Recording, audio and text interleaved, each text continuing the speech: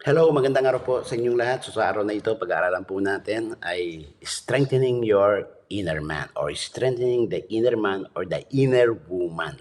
Ang sabi ng salita ng Diyos, for this reason, ang sabi ni Pablo, I bow my knees to the Father at hindi nadalangin niya sa mga taga-Ephesus, from whom the whole family in heaven and earth is named, that He will grant you, bibigyan kayo, according to His riches of His glory, to be strengthened, palakasin kayo with might through His Spirit in the inner man. Di ba narinig po natin yung kasabihang, do not judge the book by its cover. You see, itong physical appearance po natin is just a cover. Pero yung totoong laman nito ay yung nasa sa loob po nito yun yung tinatawag na inner man. So itong physical appearance po natin is just a cover. The true Rico, the true Melvin, the true Edward, the true Lynn, the true Grace ay yung nasa sa loob po natin. Amen. So, paano po natin palalakasin ang ating inner man? Number one is faith in God. When I say faith in God, pinag-aralan po natin, I'm speaking sa lahat po ng spiritual activities po natin. From going to church, Word of God, prayer, devotion, ano po, yun po yung ibig ko sabihin doon. When I say here, faith in God. So, importante po na pinaniniwalaan natin kung ano yung sinasabi ng Diyos para sa atin upang lalong lumakas yung inner man po natin. You see, let's see the comparison, ano po yung ako or ko versus what the Bible says about you. Many times, ginagamit po natin itong mga salitang ito, ayoko, gusto ko, ganito ako, ito na ako kasi bakit ako? Ako na lang lagi. Mga dami nating mga ko, which sometimes contradict dun sa sinasabi ng salita ng Diyos. Ano yung sinasabi ng salita ng Diyos sa atin? That we are loved. Mahal tayo ng Diyos. That we are complete. That we are brave. Matapang po tayo. That we can do all things. That we are saved. That we are forgiven. That we are God's child. That we have freedom. Ano po? That we are overcomer. Tayo po yung mga conqueror. Valued by God. Protected by God. And we are the temple of God. We are God's holy people. We are highly favored. Gifted. We are God's possession. And the Bible also says that we are mighty man and mighty woman of God. Ilan lang po yan sa mga sinasabi ng salita patungkol sa atin. So compare that dun sa ako na mga excuses po natin. Kasi ganito na ako, eto ako kasi so let's erase those ko and i-transfer natin yung ating personalidad, identity dun sa sinasabi ng salita ng Diyos. Amen. So have faith in what God says about you. You see, faith is always associated with God's saying or what is God is saying or God's word. Number two na dapat po natin gawin for us to have this inner strength is self-discipline. Self-discipline always strengthen your inner being. Tingnan niyo po yung mga batang walang disiplina ng magulang versus sa mga dinisiplina ng mga magulang. Mas matibay po ang mga taong dumaan ng disiplina ng mga magulang versus sa mga magulang na hindi nagdidisiplina sa mga anak. Mas matibay po sa problema, matibay po sa labanan ng buhay ang mga batang disiplinado. Amen? You see, even the Bible is saying to us na kailangan natin disiplinahin ang ating mga anak or even ang ating mga sarili. Kaya nga po, isa sa mga mukha ng disiplina ay yung rod or yung tungkod or yung staff. Yun po isa sa mukha ng disiplina. Pero ito rin po isang mukha ng otoridad.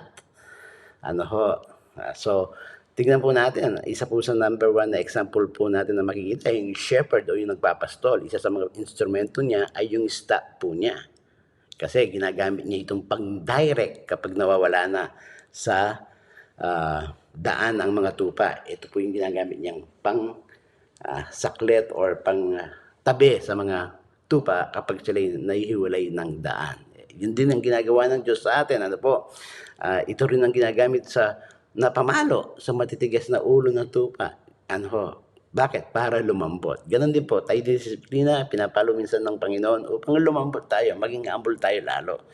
And then, ito rin po yung pangsungkit kapag ang mga tupay na huhulog sa mga hole o butas na malalaki, ito po yung ginagawa niyang pangsungkit. Di po ba may letter J na hugis ang tungkod sa itaas, kaya ito po yung pangsungkit po nila. Minsan nasasaktan tayo sa pangsungkit ng Diyos sa ating mga buhay. Pero hindi natin alam, nilalabas lang tayo sa kamatayan ng Diyos. Amen? So ito rin po yung ginagamit na protection. Kapag may mga umataking leon or orso sa mga tupa, ito po yung pamalo po nila para lumayo ang mga attackers po nila. Amen? And then, ang pamalo din po, it may be yung boses natin o boses o pangangaral natin. Ang pangangaral, it may be bitter and sweet many times. Masakit sa una, pero nagdudulot ito ng kaginhawaan sa atin kapag nakita na natin yung resulta ng pagsunod natin. Amen? O yung pagsunod sa disiplinang ibinibigay po natin. Tandaan niyo po, no one can become a good soldier without discipline.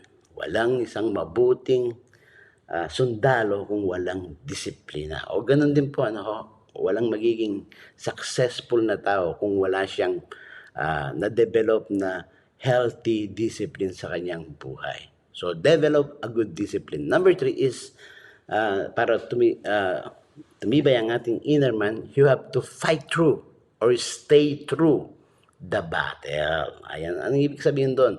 Na kahit anong nangyayari sa ating mga buhay, manatili tayo sa labanan. Huwag tayong lalayo. Kailangan mong mag-stay through, harapin ang mga yon.